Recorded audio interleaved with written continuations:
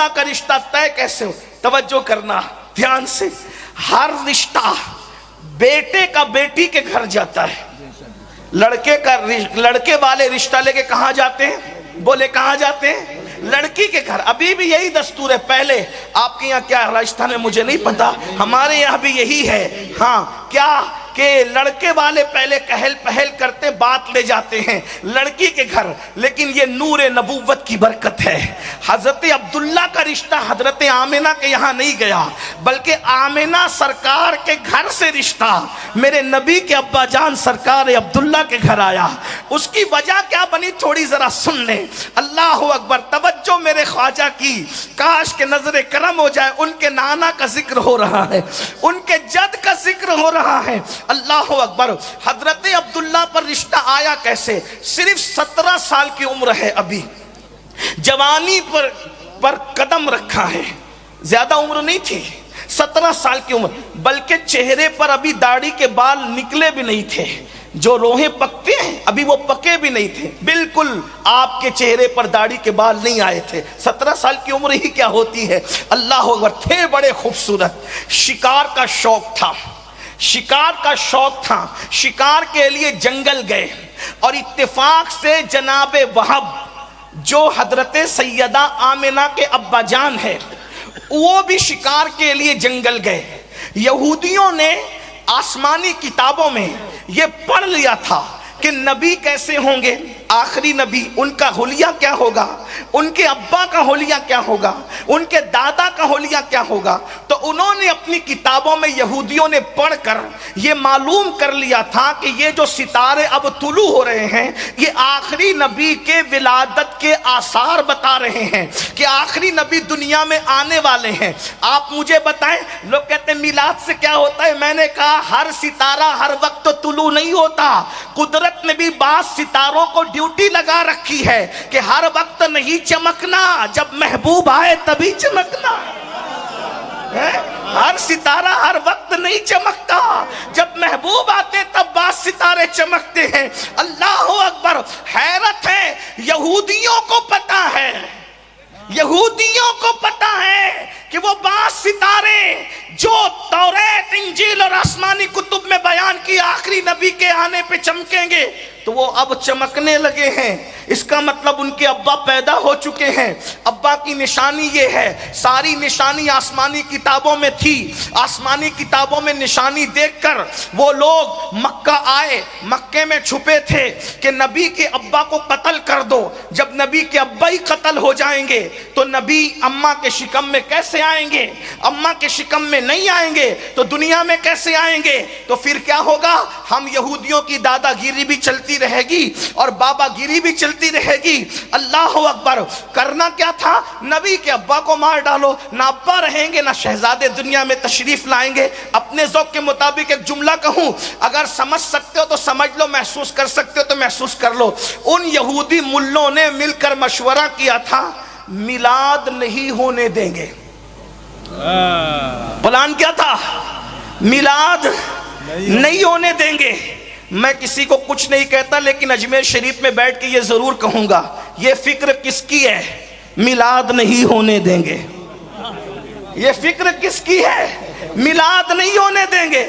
لیکن ملا کہہ رہا تھا میلاد نہیں ہونے دیں گے، اور اللہ فرما رہا تھا ہم تو کروائیں گے، ہم تو کروائیں گے۔ ملا کی نہ چلی، اللہ کے آگے کس کی چل سکتی ہے؟ یہ سب مل کر کے سرکار عبداللہ کے پیچھے لگ گئے، اور پیچھے لگنے کے بعد سوچا ان کا مرڈر کر دو، ان کو قتل کر دو۔ اب اس کی روایت بیان کرنے والے جناب وہب ہے۔ وہب کہتے ہیں میں نے دیکھا کہ خوبصورت عبداللہ، وہ جوان 17 سال کا، شکار میں مصروف ہے، چاروں طرف سے یہودی مولوی، چاروں طرف سے یہودی جو راہب تھے، ان کے سربراہ تھے، وہ ملے تھے، انہوں نے گھیر لیا، اور گھیرنے کے بعد سرکار عبداللہ پر، میں سرکار عبداللہ کہنا، انہوں نے عبداللہ کہا تھا اس لیے کہ میرے نبی کے والد ہے نا، میرے سرکار کے ابو جان ہے وہ، میرے آقا کے ابو جان ہے وہ۔ اللہ اکبر، اللہ اکبر، چاروں طرف سے گھیر لیا، گھیرنا تھا۔ حضرت وہب کہتے ہیں میں نے سوچا یہ عبد المطلب میرے سردار کا بیٹا ہے،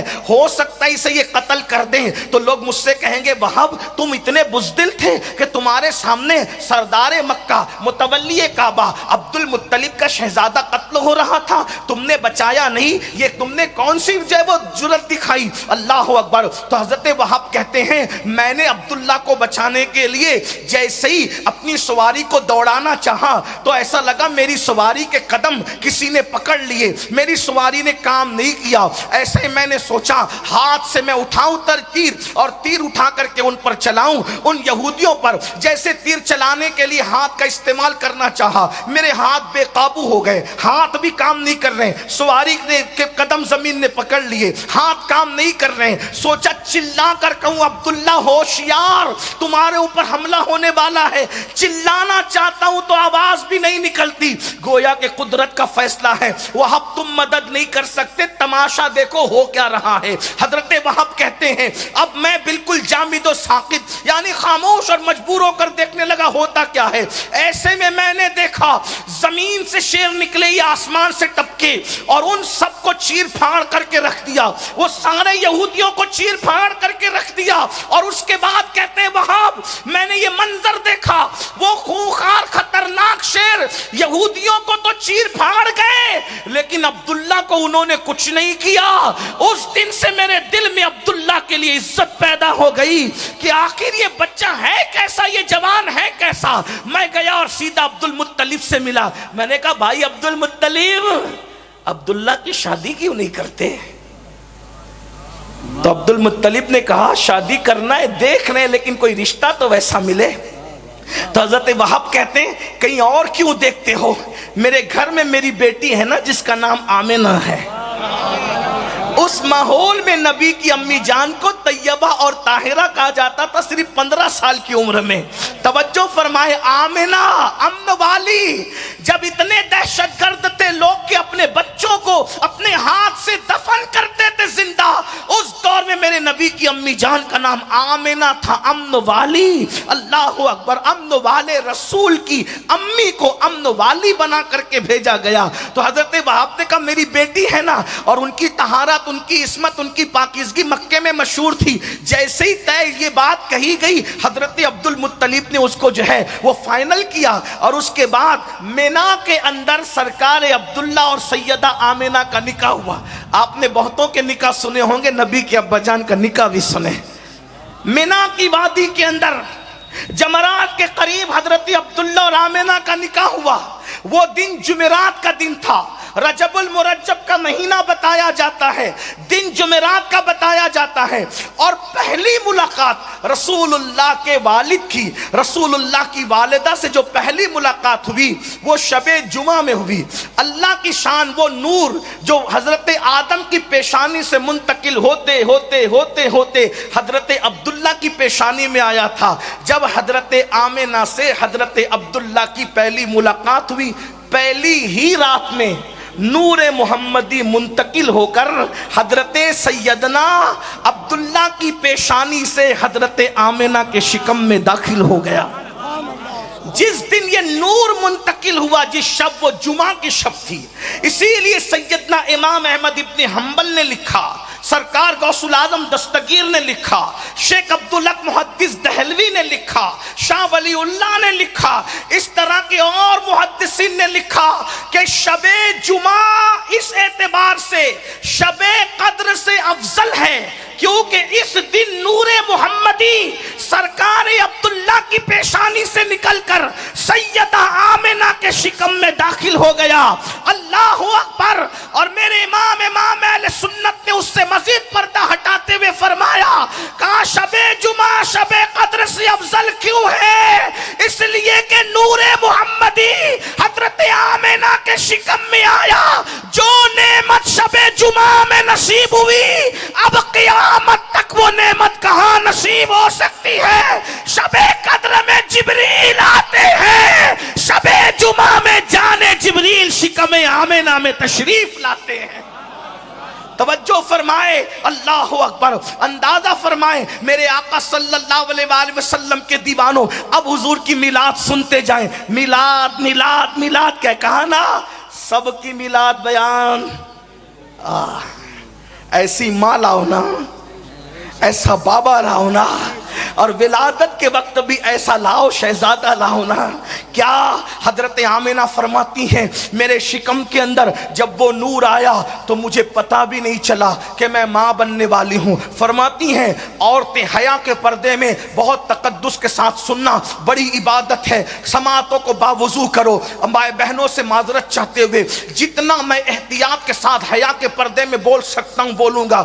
عورتیں جب ماں بننے والی ہوتی ہے انہیں الٹیاں ہوتی ہے، متلیاں ہوتی ہے، جسم سے مخصوص قسم کی بدبو آتی ہے، لیکن سیدہ آمنہ کہتی ہے بس مجھے تو نہ کوئی بھاری پن، نہ کوئی متلی، نہ کوئی الٹی، نہ کوئی تکلیف، نہ کوئی پریشانی، بس میں ماں بننے والی ہوں، مجھے خبر بھی نہیں ہوئی۔ اتنا تھا کہ جب میں صبح کو اٹھی ہوں، اٹھنے کے بعد جیسے میں چلی ہوں تو میں نے کیا دیکھا کہ میرے پیروں کے نیچے مکے کی سخت کنکریاں موم کی طرح نرم ہوتی ہے، اور اللہ اکبر درخت میری طرف جھکتے ہیں اور اس سے آواز آتی ہے الصلاۃ والسلام علیک یا رسول اللہ، الصلاۃ والسلام علیک یا رسول اللہ۔ او میلاد سے لوگ روکتے کیوں ہیں؟ کیونکہ جانتے ہیں جس دن میلاد بیان ہوگا نبی کی امی کا یہ کردار بھی بیان ہوگا کہ جس کے نیچے کنکریاں نرم ہوتی ہے وہ میرے نبی کی پیاری امی جان سیدہ آمنہ کی ذات ہے۔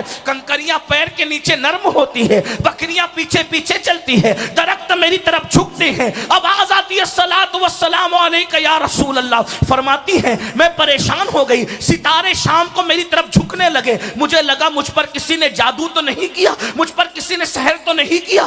ایسے میں ڈر کے اپنے بستر پہ لیٹ گئی، لیٹی تو کچھ سوتی اور جاگنے کے درمیانی کیفیت میں تھی، اس کیفیت میں تھی میں، اس کیفیت میں تھی میں، اس کیفیت میں تھی میں۔ اچانک میں نے دیکھا عبد المطلب کی ہم شکل ایک نورانی چہرے والے بزرگ آئے اور فرمایا بیٹی آمنہ گھبرا مت، گھبرا مت، گھبرا مت، گھبرا مت، تجھ پر کسی نے جادو نہیں کیا ہے، تو ماں بننے والی ہے اور تیرے شکم میں نبیوں کا سلطان تشریف لایا ہے۔ اگر یہ نہ ہوتا تو نہ آدم کو بنایا جاتا نہ ابراہیم کو پیدا کیا جاتا۔ زمین و زمان تمہارے لیے، مکین و مکان تمہارے لیے، چنین و چنا تمہارے لیے، بنے دو جہاں تمہارے لیے، تن میں زبان تمہارے لیے، بدن میں حجا تمہارے لیے، ہم آئے یہاں تمہارے لیے، اٹھے بھی وہاں تمہارے لیے۔ کائنات کو وجود عطا کیا گیا ان کے صدقے میں۔ سیدہ آمنہ کہتی میں خوش ہو گئی، میں ماں بننے، اور کس کی ماں؟ سلطان انبیاء، سردار انبیاء، کائنات کے داتا محمد الرسول اللہ کی میں ماں بننے والی ہوں۔ فرماتی ہیں پھر دن گزرتے گئے اور مجھے کوئی بار نہیں لگا، البتہ ایک بھینی بھینی خوشبو میرے جسم سے مشک کی آتی تھی جو نامعلوم خوشبو تھی۔ مکے کی میری سہیلیاں کہتی تھی آمنہ ایسی مہنگی خوشبو تم لاتی کہاں سے ہو؟ آمنہ ایسی مہنگی خوشبو تم لاتی کہاں سے ہو؟ سیدہ آمنہ کہتی واللہ جب سے میں ماں بننے والی ہوں تب سے میں نے کبھی خوشبو لگایا ہی نہیں ہے، یہ جو خوشبو آتی ہے یہ میرے شہزادے کی خوشبو آتی۔ یہ اللہ کے رسول اللہ، میں کیا کیا بیان کروں، لیکن اختصار کی طرف آتے ہوئے جو عنوانات دیے گئے اس سے بھی سمیٹنا چاہتا ہوں، توجہ فرمائیں۔ پھر سیدہ آمنہ کہتی ہے دن گزرتے گئے، ہر دن کبھی آدم آ رہے ہیں مبارکباد دینے، کبھی ادریس آ رہے ہیں مبارکباد دینے، کبھی موسیٰ آ رہے ہیں مبارکباد دینے، کبھی عیسیٰ آ رہے ہیں مبارکباد دینے۔ اب میلاد سن لو، میلاد سن لو، میلاد ربیع الاول کا مہینہ شروع ہوا۔ کہتی ہیں ہر دن نئی نئی بہاریں دیکھ رہی تھی، ہر دن۔ میلاد اس لیے منع کرتے ہیں نبی کی امی کو کافر بنا کر کہ جس دن میلاد بیان ہوگا اس دن نبی کی شان بیان ہوگی، ہے نا؟ شان کے دشمن ہے یہ، شان کے ہی نہیں یہ اپنی جان کے بھی دشمن ہے۔ اللہ انہیں ہدایت عطا فرمائے، آپ بھی غور فرمائیں۔ اللہ اکبر، نبی کی امی کو بھی کافر کہا۔ میں صرف ایک بات کہنا چاہتا ہوں، پڑھے لکھے لوگ ہیں، سادات ہیں، اجمیر معلیٰ کے خدام ہیں، مائدین شہر ہے، پڑھے لکھے ہم لوگ ہیں۔ ایک بات کہوں، آپ نے کسی سائنسداں کی تحقیق پڑھی موتی کیسے بنتا ہے؟ کبھی پڑھی تحقیق؟ 2 منٹ میں مجھ سے سن لیں، خلاصہ جتنے لوگوں نے لکھا اس کا خلاصہ پیش کر۔ سیپ جو صدف ہوتی ہے اس میں موتی پیدا ہوتا ہے، لیکن موتی پیدا کیسے ہوتا ہے اس کو سنیں۔ سیپ ہوتی ہے سمندر کے اندر، لیکن اس کے پیٹ میں پانی کا قطرہ جاتا ہے، ایک ہی قطرہ، اور قطرہ جانے کے بعد پھر اس کا منہ بند ہو جاتا ہے، پھر وہ نیچے چلی جاتی ہے، اسی قطرے سے موتی پیدا ہوتا ہے۔ لیکن یہ تحقیق ہے سائنسدانوں کی، آگے پیچھے جملے ہو سکتے ہیں لیکن خلاصہ یہی ہے، کم و زیادہ خلاصہ یہی ہے، سیپ میں وہ جو موتی آتا ہے وہ سمندر کے پانی سے نہیں بنتا، وہ سمندر کے پانی سے نہیں بنتا بلکہ وہ میٹھے پانی سے بنتا ہے۔ مخصوص ایام میں بارش برستی ہے، جب وہ بارش برسنے والی ہوتی ہے تو سیپ اوپر آتی ہے، منہ کھول کے بیٹھ جاتی ہے، جب منہ کھول کے بیٹھتی ہے تو ایک ہی قطرہ، دوسرا نہیں، ایک ہی قطرہ اس میں جاتا ہے، پھر اس کا منہ خود بخود بند ہو جاتا ہے، پھر وہ اندر جاتی ہے۔ وہ قطرہ جانے سے پہلے اور وہ قطرہ جانے کے بعد سمندر میں سیپ رہتی ہے، اس کے باوجود بھی سمندر کا پانی ایک چھیٹا اس کے اندر نہیں جا سکتا۔ کیوں؟ اس لیے کہ قدرت نے فیصلہ کیا ہے اس سیپ کے اندر ہم موتی بنائیں گے۔ آپ سے پوچھنا چاہتا ہوں، سمندر میں رہ کر سمندر کے پانی سے، کھارے پانی سے اس سیپ کو کون بچاتا ہے؟ اللہ۔ کس لیے؟ کہ میں نے اس میں موتی پیدا کرنا ہے، اگر کھارا پانی اس میں چلا گیا تو موتی پیدا نہیں ہو سکتا۔ آپ مجھے بتائیں، بازار میں بکنے والا موتی جب اللہ پیدا کرنا ہوتا ہے تو سیپ کی کتنی حفاظت کرتا ہے کہ سمندر میں رکھ کر بھی کھارے پانی سے اس کو محفوظ کرتا ہے۔ تو جس میں بازار میں بکنے والا موتی پیدا کرنا ہو، قدرت اس صدف کا کتنی حفاظت کرتی ہے، تو جس پیٹ کے اندر اپنے محبوب کا نور رکھنا ہو، قدرت نے اس کی کتنی حفاظت کی ہوگی، ذرا اندازہ تو فرمائے، ذرا غور تو فرمائے۔ کجا وہ موتی اور کجا در اللہ المکنون، فرق تو دیکھو نا، فرق تو دیکھو نا۔ بازار میں بکنے والا موتی اور کہاں کائنات کا خریدار، دونوں میں فرق تو دیکھو نا۔ قدرت وہاں اتنی محافظ ہے تو یہاں کتنی محافظ ہوگی۔ نبی کی امی جان کہتی ہے ربیع الاول کا مہینہ شروع ہوا، اللہ اکبر، اور 11 ربیع الاول کا سورج جب غروب ہوا ہے، 11 ربیع الاول کا سورج غروب ہوا، 12ویں کا چاند طلوع ہوا، قدرت کا منادی ندا دے رہا ہے۔ میلاد پہ جتنی کتابیں لکھی گئی ہے یا سیرت کی کتابوں میں جتنے ابواب میلاد پر ہے، شبلی نعمانی کو دیکھ لیں، امام قسطلانی کو دیکھ لیں، شیخ عبدالحق محدث دہلوی کو دیکھ لیں، ابن الجوزی کو دیکھ لیں، امام المتکلمین علامہ نقی علی خان کو دیکھ لیں، جتنے لوگوں نے لکھا اس کا اتنے مجموعہ نچوڑ کر پیش کر رہا ہوں۔ لیکن ایک بات کہوں، دل میں جائز مراد لے لو، کیونکہ جب میلاد بیان ہوتی ہے تو جو مراد لو وہ پوری ہو جاتی ہے، کیونکہ حضور کا میلاد پڑھا جا رہا ہے، یہ میلاد النبی ہے، میلاد مصطفیٰ۔ توجہ سے سننا، نبی کی امی جان کہہ رہی سرے شام سے ہی اللہ اکبر میرے گھر میں فرشتوں کا پیرا تھا، چڑیوں کی شکل میں فرشتے تھے، ان کے پیر زمرد اور یاقوت کے تھے، ان کی چونچ بھی زمرد اور یاقوت کی تھی۔ اللہ اکبر، میرے گھر پہ سرے شام فرشتوں کا پیرا تھا، اللہ اکبر۔ اور ابن الجوزی جیسے لوگ لکھ رہے ہیں، اللہ اکبر، شبلی نعمانی جیسے لوگوں نے بھی میلاد لکھی، اٹھا کر کے آپ پڑھیں۔ امام قسطلانی نے تو پھر بہاریں ہی بکھیری ہے، اللہ اکبر۔ امام المتکلمین نے تو پھر بہاریں ہی بکھیری ہے، شیخ محقق نے تو حق ہی ادا کیا ہے۔ قدرت کا منادی اعلان کرتا ہے، اے جبریل، اے میکائیل، اب آج اللہ اکبر آسمانوں پہ رہنے کا وقت نہیں، ہمارے جلووں کا آئینہ دیکھنے کی تمنا کرتے تھے نا، اب آسمان پہ نہ رہو، جاؤ زمین پر آمنہ کے آنگن میں اور اس خدا بہتی شکل کو دیکھو، ہمارے جلووں کا آئینہ نظر آ جائے گا۔ ہائے ہائے ہائے، اللہ اکبر۔ سرے شام سے فرشتوں کو تسبیح اور مصلی سے اٹھا کر کے آمنہ کے آنگن میں بھیج دیا گیا ہے۔ حضرت مولانا سید اعجاز کامٹی نے بہت اچھی بات کہی ہے، دیکھو کون آئے ہیں آمنہ کے آنگن میں، رحمتوں کے سائے ہیں آمنہ کے آنگن میں، پاؤں پاؤں چلتے تھے مصطفیٰ، فرشتوں نے اپنے پر بچھائے ہیں آمنہ کے آنگن میں، ایک اچھے کی خاطر، سب سے اچھے کی خاطر، اچھے اچھے آئے ہیں آمنہ کے آنگن میں، اچھے اچھے آئے ہیں آمنہ کے آنگن میں۔ اللہ اکبر۔ سیدہ آمنہ کہتی ہیں سرے شام سے فرشتوں کا پیرا ہے۔ آپ جانتے ہیں، ذرا خوبصورت جملے علامہ حسن بریلوی کے لفظ و لہجے میں سن لیں، میلاد کے کہتے ہیں آج میلاد ہے اس کی جو کائنات کا دولہا ہے، کونین کا دولہا ہے۔ ہوا کہو کیا رہا ہے؟ ملکہ مصر، ملکہ مصر ہاتھ باندھے کھڑی ہوئی ہے سیدہ آمنہ کے سامنے۔ ملکہ مصر کون؟ جسے دنیا آسیہ کہتی ہے، یہ میلاد ہے۔ ملکہ مصر کو قبر سے اٹھا کے بھیجا گیا ہے، جاؤ محبوب آ رہا ہے، خدمت کے لیے کھڑی ہو جاؤ۔ توجہ تو کرے نا, نبی کو اپنی طرح کہنے والے ذرا اپنی ماؤں کے لیے بھی یہ ثبوت کہیں سے لائے نا, لائے تو صحیح نا, تب ہم مانے کہ آپ نبی کی طرح. ہم تو مان ہی کسی کو نہیں سکتے. ارے جب انبیاء ان کی طرح نہیں ہے تو کوئی مولوی ان کی طرح کیسے ہو سکتا ہے؟ اور آپ کو بھی اس کا خیال کرنا چاہیے. ملکہ مصر حضرت آسیہ خدمت میں کھڑی ہے, اللہ اکبر, ایک نبی کی بیوی, نبی کی ماں سیدہ ہاجرہ وہاں پر موجود ہے, اور سب کی, ہم سب کی امی جان سیدہ حوا موجود ہے. حضرت سیدہ آمنہ کہتی ہے عبد مناف کی بیٹیوں کی طرح, کھجور کے درختوں کی طرح قد رکھنے والی عورتوں کو میں نے دیکھا, گھبرا گئی, یا اللہ یہ عورتیں کون ہیں اتنے اونچی قد کی؟ ایک بی بی آگے بڑی, بی بی گھبرا مت, میں آسیہ ہوں ملکہ مصر, آج تیری خدمت کے لیے آئی ہوں. دوسری نے کہا میں ہاجرہ ابراہیم کی بیوی, اسماعیل کی امی ہوں, آج تیری خدمت کے لیے آئی ہوں. تیسری نے کہا میں آدم کی بیوی تیری ماں ہوں, حوا, آج تیری خدمت کے لیے آئی ہوں. ایک جملہ یہاں پر عرض کروں گا, میلاد پہ روک اس لیے ہے, مجھے بتاؤ حوا ولیہ ہے کہ نہیں ہے؟ بولو حوا ولیہ ہے کہ نہیں ہے؟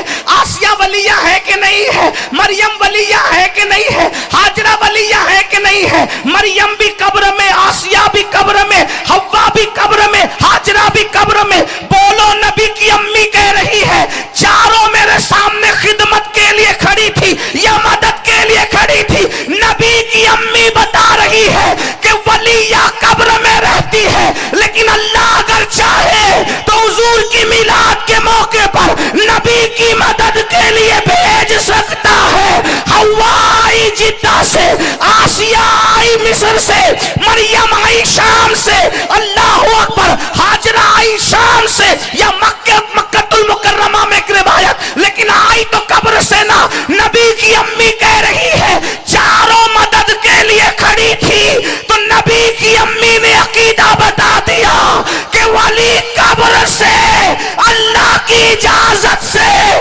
کسی کی مدد کے لیے کہیں بھی پہنچ سکتا ہے. جب آسیہ جیسی ولیہ پہنچ سکتی ہے تو 90 لاکھ کو کلمہ پڑھانے والا معین الدین بھی پہنچ سکتا ہے.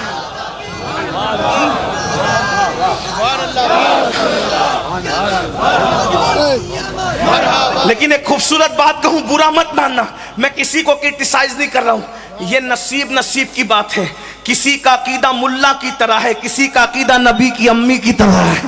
بولو بولو, نصیب والے کون لوگ, نصیب والے کون لوگ ہیں؟ سوچو, اگر کل فہرست بنے گی, مولوی والے عقیدے ایک طرف کھڑے ہو جائیں, نبی کی امی والے عقیدے ایک طرف کھڑے ہو جائیں, بولو سنیو تم کس قطار میں کھڑے کیے جاؤ گے؟ یہ تو نصیب کی بات ہے نا, یہ تو نصیب کی بات ہے. اللہ کا کتنا بڑا احسان ہے. اس لیے میری گزارش ہے, تو نبی کی امی جان کیا کہہ رہی, فرماتی مجھے وحشت ہونے لگی, مجھے کیونکہ میرے گھر کی چھت کھل گئی, آنے والے آ رہے ہیں, جانے والے جا رہے ہیں, دھوم مچی ہوئی ہے, عرش پہ تازہ چھیڑ چھاڑ, فرش پہ ترپا دھوم دھام, عرش پہ تازہ چھیڑ چھاڑ, فرش پہ ترپا دھوم دھام, کان جدھر لگائیے تیری ہی داستان. کہتے ہیں مجھے گھبراہٹ ہونے لگی, ایک پرندہ آیا, اس نے میرے سینے پہ پر ملنا شروع کیا, اس کے پر ملنے سے ساری گھبراہٹ دور ہو گئی. فرماتے ہیں ایک نور ظاہر ہوا, نور ظاہر, قد جاءکم من اللہ نور, نور آ رہا ہے, نور ظاہر ہو رہا ہے. کہتے ہیں نور ظاہر ہوا, میں نے اس نور کی روشنی میں اپنے گھر میں بیٹھے بیٹھے ملک شام کے محلات دیکھے. 1 مہینے کی مسافت ہے, اور آج کے دور میں 2.5 گھنٹے لگتے ہیں فلائٹ سے. اللہ اکبر, مکہ المکرمہ کے قریب جدہ سے اگر جائیں گے تو کم سے کم 2 سے 2.5 گھنٹے لگیں گے. اللہ اکبر. نبی کی امی کہتی وہ نور چمکا, اس نور کی روشنی میں میں نے ملک شام کے محلات دیکھے. اندازہ فرمائے, جب نبی کا نور چمک کر ماں کو اتنا دکھا سکتا ہے تو وہ نور خود کتنا دیکھ سکتا ہوگا, اس کا اندازہ کوئی کرے نا. پھر فرماتی ہیں اسی نور کے جلووں میں گم تھی کہ اچانک مجھ سے نور ظاہر ہوا.